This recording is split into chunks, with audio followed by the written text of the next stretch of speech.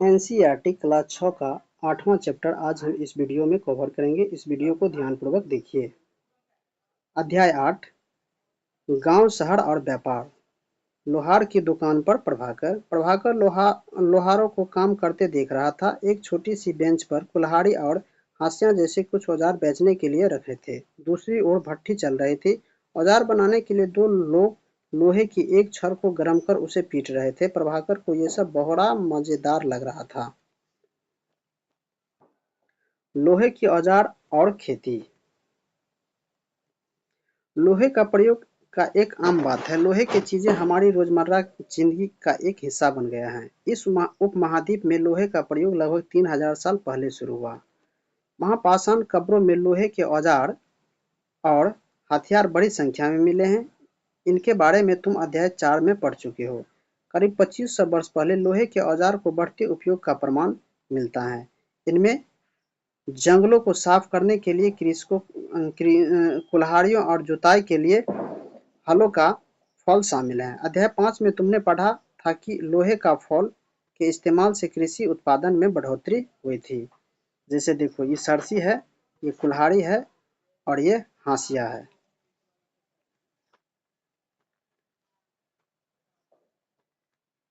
कृषि उत्पादन बढ़ाने के लिए उठाए गए अन्य कदम जैसे सिंचाई।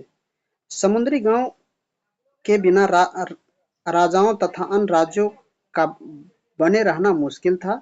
जिस तरह कृषि के विकास के लिए औजार तथा रोपाएं महत्वपूर्ण कदमें थे, उसी तरह सिंचाई भी काफी उपयोगी साबित हुई। इस समय सिंचाई के लिए नहरें, कुएं, तालाब तथा कृषि जलाशय बनाए गए।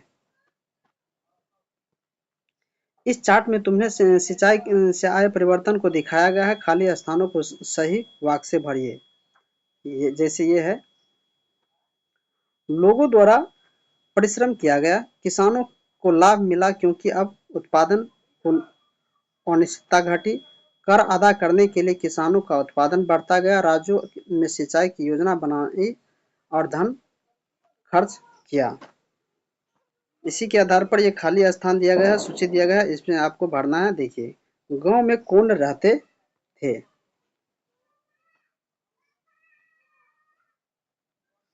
इस उपमहाद्वीप के दक्षिण तथा उत्तरी हिस्से के अधिकांश गांव में कम से कम 3 तरह के लोग रहते थे। कितने तरह के लोग रहते थे? 3 तरह के लोग रहते थे। तमिल क्षेत्र में बड़े भूस्वामी को बिल्लार कहते थे, साधारण हलवार को उनवार और भूमिहीन मजदूर दास को केडसियार और अदमई कहते थे। देश के उत्तरी हिस्से में गांव का प्रधान व्यक्ति को ग्राम भोजक कहा जाता था। अक्सर एक ही परिवार के लोग इस पद पर कई पीढ़ी तक बने रहते थे, यानी कि यह पद आनुवंशिक था। ग्राम भोजक को पद पर आमतौर पर गांव का सबसे बड़ा भूस्वामी होता था। साधारणतः इनकी जमीन पर उनकी दास और मजदूर करते थे। जैसे देश में 3 तरह के लोग रहते थे, ये इस पर देख लीजिए। जैसे बड़े भूस्वामी को बेलल्लार, साधारण हलवार को उनवार और भूमिहीन मजदूर को केटसियार अदमई कहते थे।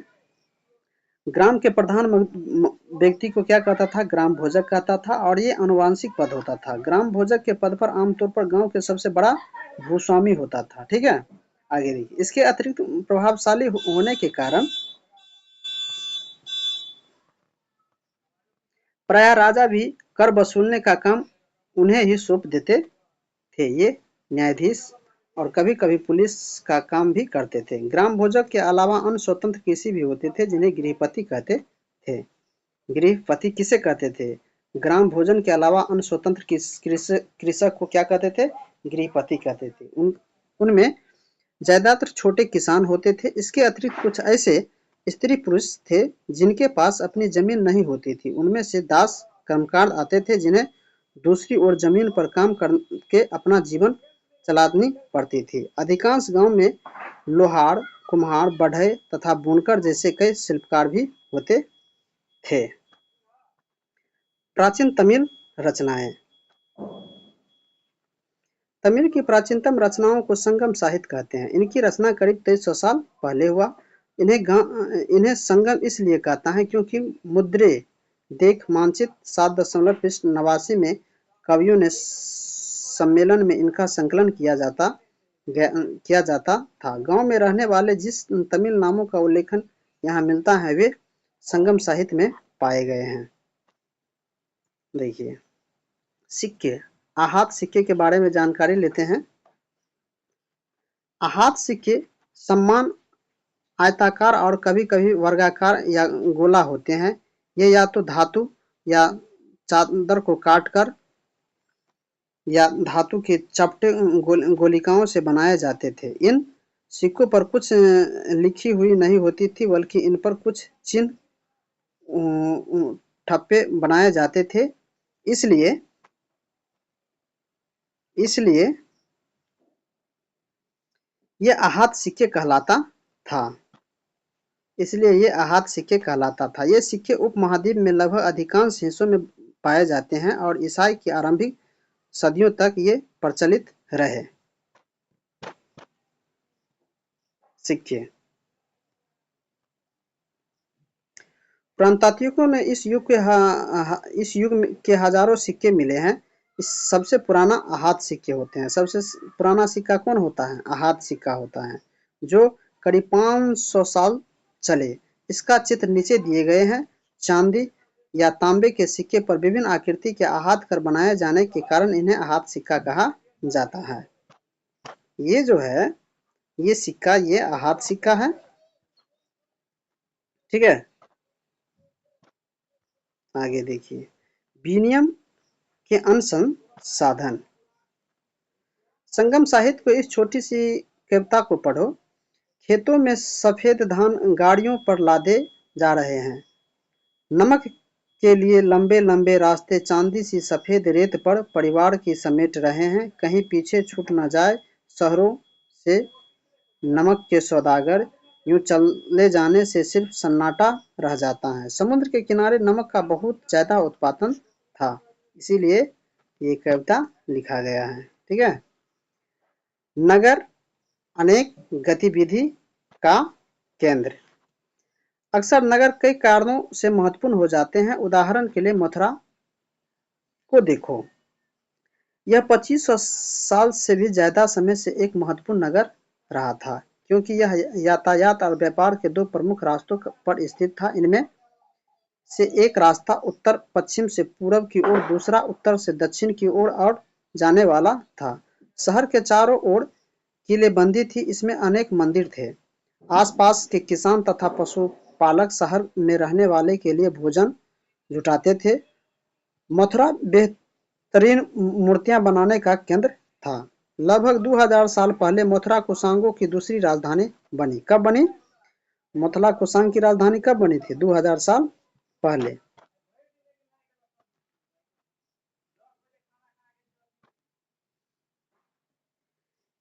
इसके बारे में तुम आगे पढ़ोगे। मथुरा एक धार्मिक केंद्र भी रहा। यहाँ बौद्ध विहार और जैन मंदिर हैं। कहाँ? मथुरा में। यह कृष्ण भक्ति का एक महत्वपूर्ण केंद्र था। कृष्ण भक्ति का केंद्र कहाँ है? मथुरा में। बौद्ध विहार का जैन मंदिर कहाँ है? मथुरा में। ठीक है, मथुरा में प्रस्तुत खंडों तथा मूर्तियों पर अनेक अभिलेख मिले हैं। आमतौर पर ये संक्षिप्त अभिलेख हैं जो स्त्री तथा पुरुषों द्वारा मठों या मंदिरों के दिए जाने वाले दान का उल्लेखन करते हैं। प्रायः शहर के राजा, रानी, अधिकारी, व्यापारी, शिल्पकार इस प्रकार दान करते थे। उदाहरण के लिए मथुरा के अभिलेख में सुनार, लोहार, बुनकर, टकोरी बुनने वाला, माल बनाने वाला व इत्र बनाने वाला का उल्लेखन मिलता है। शिल्प तथा शिल्पकार। पुरातात्वियों ने शिल्पों के नमूने मिले हैं। इनमें मिट्टी के बहुत ही पतले और सुंदर बर्तन मिले हैं, जिन्हें उत्तरी काले चमकीले पात्र कहा जाता था। उत्तरी काले चमकीले पात्र किसे कहा जाता था? पित्तल और के सुंदर बर्तन को, क्योंकि ये ज्यादातर उपमहाद्वीप के उत्तरी भाग में मिलते हैं। ध्यान रहे कि ये अन्य दूसरे शिल्पों का अवशेष नहीं बचे होंगे, जैसे कि विभिन्न ग्रंथों में हमें पता चलता है कि कपड़ों का उत्पादन बहुत महत्वपूर्ण था। उत्तर में वाराणसी और दक्षिण के मदुरै इसके लिए प्रसिद्ध केंद्र थे। यहाँ स्त्री पुरुष दोनों काम करते थे। ठीक है, अनेक शिल्पकार तथा व्यापारी अपने अपने संघ बनाने लगे थे, जिन्हें श्रेणी कहते थे। श्रेणी किसको कहते थे? जो शिल्पकार तथा व्यापारी अपने अपने संघ बनाने लगते थे, उसे श्रेणी कहते थे। शिल्पकार की श्रेणियों का काम प्रशिक्षण देना, कच्चा माल उत्पादन करना तथा तैयार माल का वितरण करना था, जबकि व्यापारी की श्रेणियों में व्यापार का संचालन करती थी। श्रेणियां बैंकों के रूप में काम करती थी, जहां लोग पैसा जमा करते थे। इन धन का निवेश लाभ के लिए किया जाता था। उससे मिलने वाले उससे मिलने का कुछ हिस्सा जमा करने वाले को लौटा दिया जाता था या फिर मठ आदि धार्मिक स्थानों को दिया जाता था।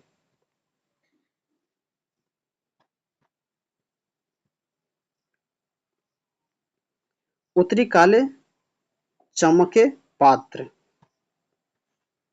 के बारे में चर्चा करते हैं। ये कठोर चाक निर्मित धातु की तरह दिखने वाले तथा चमकीली काली सतह वाले पात्र हैं। इसे बनाने के लिए कुम्हार मिट्टी के बर्तनों को भट्ठों पर उच्च तापमान पर रखते थे, जिसके परिणामस्वरूप इस बर्तन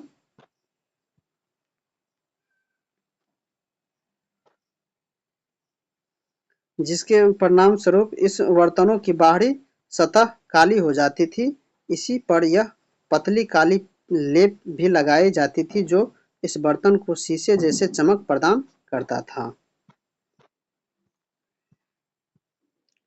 सूत काटने और बुनने के नियम। ये नियम अर्थशास्त्र में है। सूत काटने और बुनने का नियम किसमें है? अर्थशास्त्र में है। अध्याय 7 में अर्थशास्त्र का उल्लेखन किया गया है। इसमें वर्णन किया गया है कि किस प्रकार के अन्य विशेष पदाधिकारी को देखरेख में कारखानों में सूत की कताई और बुनाई की जाती थी। ऊन, पेड़ की छाल, कपास, पटुआ तथा सन को तैयार करने के काम में विधवाओं, असक्षम महिलाओं, भिक्षुणी, वृद्ध वेश्या, राजा की अवकाश प्राप्त दासियां, सेविका और अवकाश प्राप्त देवदासिन को लगाया जा सकता था। उन्हें इसके काम को और गुणता के अनुसार पारिश्रमिक देना चाहिए। जिन महिलाओं को बाहर निकलने की अनुमति नहीं थी, वे सभी दासियों को भेजकर कच्चे माल की मंगवा सकती हैं और फिर तैयार माल उन्हें भेजवा सकती हैं। वे औरतें को कारखाने तक जा सकती थी। उन्हें अपना माल कारखाने तक तरके ले जाना पड़ता था, जहां उन्हें पारिश्रमिक मिलता था। इस समय माल की अच्छी तरह जांचने के लिए रोशनी रहती है। अगर निरीक्षण उस औरत की तरफ देखा या इधर-उधर की बात करना है तो उसे सजा मिलती थी। अगर औरत ने अपना काम पूरा नहीं किया तो उसे जुर्माना देना होता था। इसके लिए उसका अंगूठे का भी काटा जा सकता था। सूक्ष्म निरीक्षण अरिकामेंडू। अरिकामेंडू पांडुचेरी में ढूंढो। अरिकामेंडू कहाँ है? पांडुचेरी में। लगभग 2200 से 1900 साल पहले अरिकामेंडू एक पत्तन था, जहां दूर दूर से आए जहाज का सामान उतारने जाते थे। यहाँ ईंटों से बना एक ढांचा मिला है, जो संभवतः गोदाम रहा होगा। यहाँ भूमध्य सागरीय क्षेत्र में एफ्लोरा जैसे पात्र मिले हैं। इनमें शराब तथा तेल जैसे तरल पदार्थ रखे जा सकते थे। इनमें दोनों तरह से पकड़ने के लिए हत्थे लगे हैं। साथ ही यह एरेटाइट जैसे मुहर लगे लाल चमकदार बर्तन भी मिले हैं। इन्हें इटली में के एक शहर के नाम एरेटाइट पात्र के नाम से जाना जाता है। इसे मुहर लगे सांचे पर गीली चिकनी मिट्टी को दबाकर बनाया जाता था। देखिए,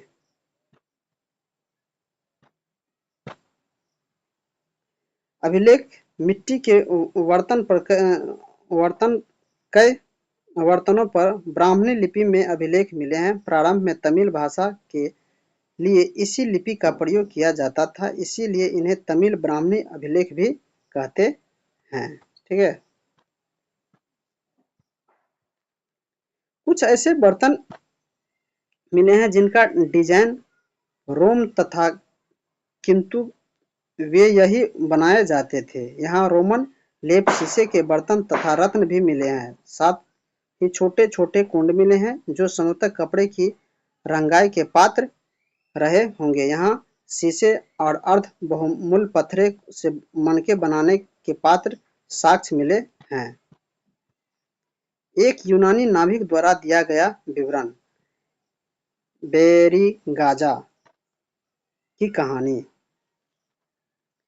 बेरीगाजा की सकड़ी खाड़ी के समुद्र से आने वाले के लिए नाव चला पाना बहुत मुश्किल होता है। राजा द्वारा नियुक्त कुशल और अनुभवी अस्थायी मछुआरे ही यह यहाँ जहाज ला सकते थे। बेरीगाजा में शराब, तांबा, टीन, शीशा, मूंगा, पुखराज, कपड़े, सोने और चांदी के सिक्के का आयात होता था। हिमालय की जड़ी बूटी, हाथी दांत, गोमेद, कॉर्नियल, सूती कपड़ा, रेशम तथा इत्र यहीं से निर्यात किया जाता था। राजा के लिए व्यापारी विशेष उपहार लाते थे। इनमें चांदी के बर्तन, गायक, किशोर, सुंदर औरतें, अच्छी शराब तथा उत्कृष्ट महीन कपड़े शामिल थे।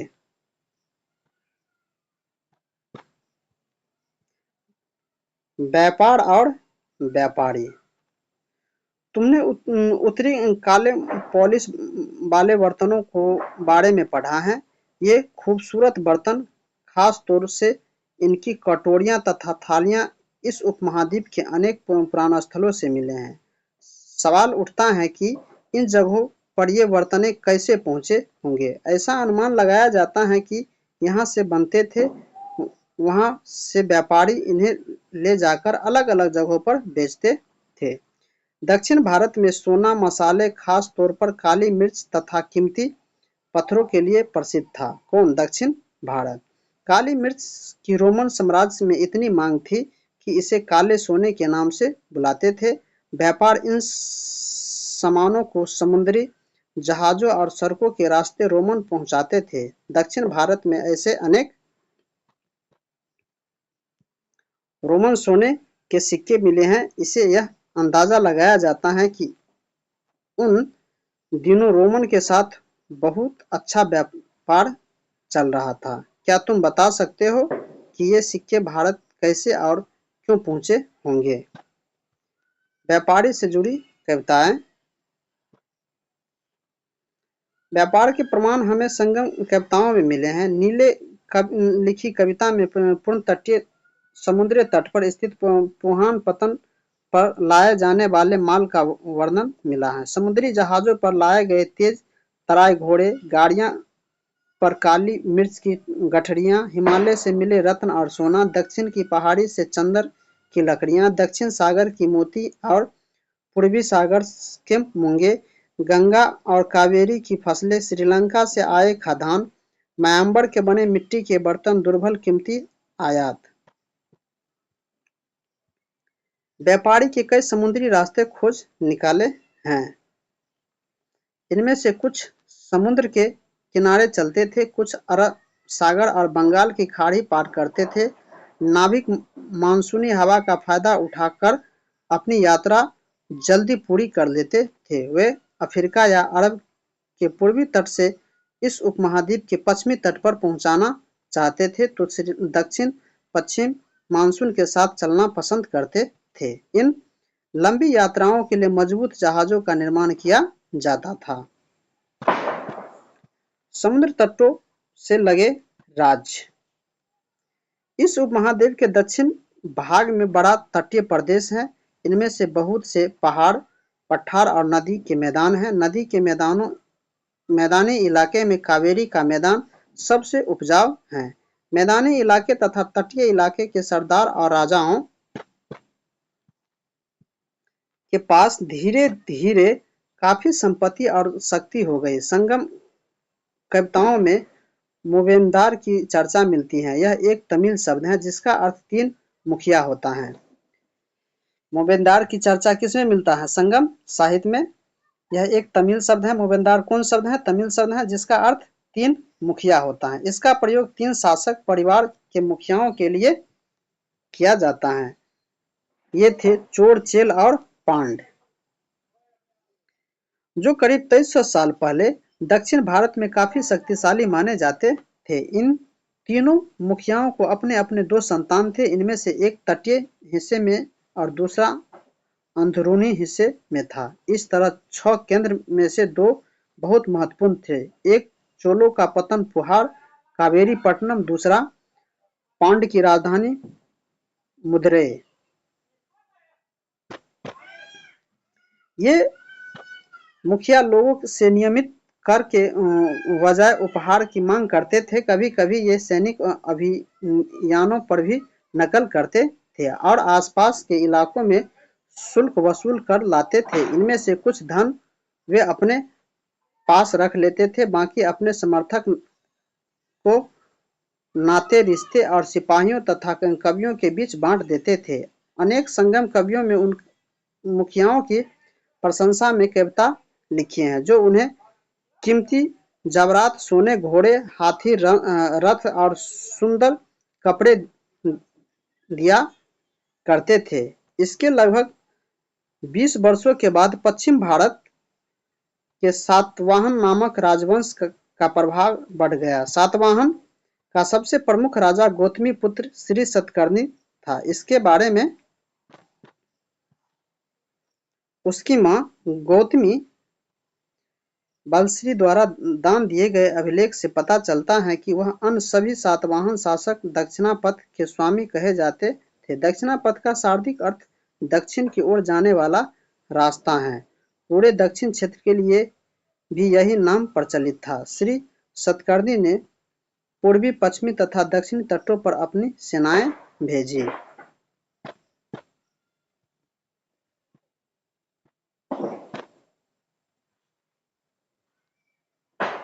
रेशम मार्ग और कुशांग।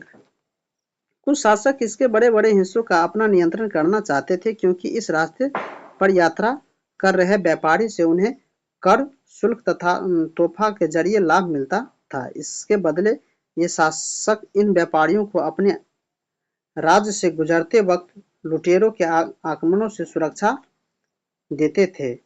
सिल्क रूट पर नियंत्रण रखने वाले शासकों में सबसे प्रसिद्ध शासक कुशांग थे। करीब 2000 साल पहले मध्य एशियाई तथा पश्चिमोत्तर भारत पर इनका शासक बना था।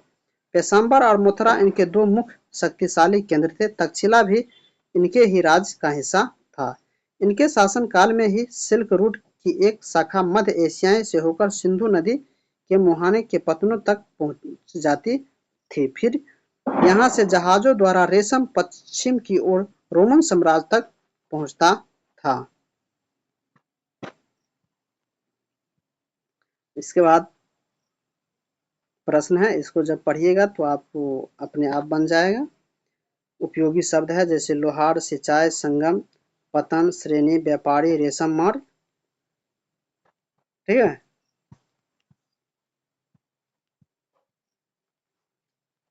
इसमें मुख्य तिथि दिया गया है।